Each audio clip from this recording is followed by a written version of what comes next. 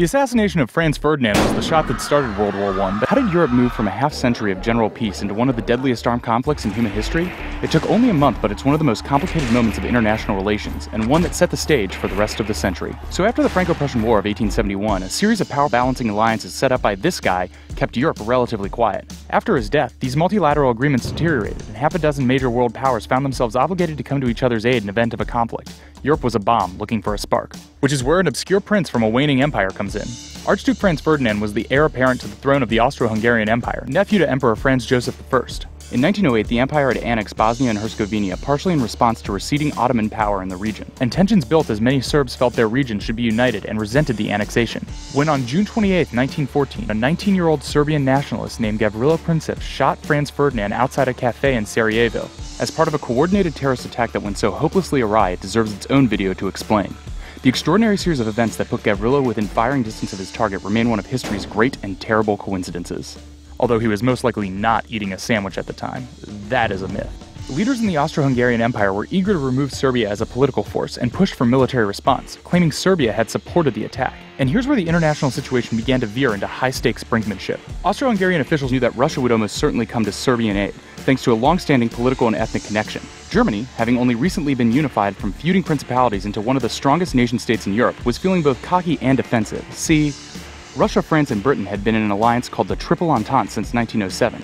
So though Germany had confidently asserted its power over Central Europe with a dominant military and strong-armed diplomacy, it remained paranoid of being surrounded by hostile nations. Assuming Britain had nothing to gain from a continental war, German leaders had spent decades preparing for war on two fronts, creating what was called the Schlieffen Plan. Over the preceding century, armies had become so huge and technologically adept that mobilization techniques were increasingly considered vital.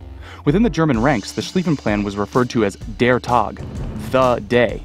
It involved sweeping through Belgium and crushing France within 40 days, then using their modernized rail system to move troops to the east and attack Russia before their lumbering, ill-equipped armies had a chance to mobilize. The timing of this plan was devised with pinpoint accuracy, down to the hour in some places. Throughout Europe was a pervading, long-held belief that to defer mobilization was to invite defeat. After a month of tense negotiations, the Austrian Empire secured Germany's support and issued an ultimatum to Serbia on July 23rd.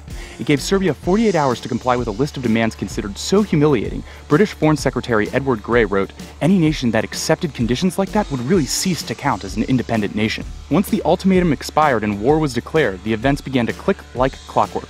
Germany was obligated to support its ally Austria, Russia was obligated to support Serbia, and France was obligated to support Russia. On July 28th, Austria declared war on Serbia and within a matter of hours was shelling Belgrade. On July 30th, Tsar Nicholas II mobilized Russian troops in response. On August 1st, Kaiser Wilhelm initiated German mobilization and declared war on Russia, activating the Schlieffen Plan, thereby automatically sending some 80% of the German army west in a preemptive invasion of France through neutral Belgium.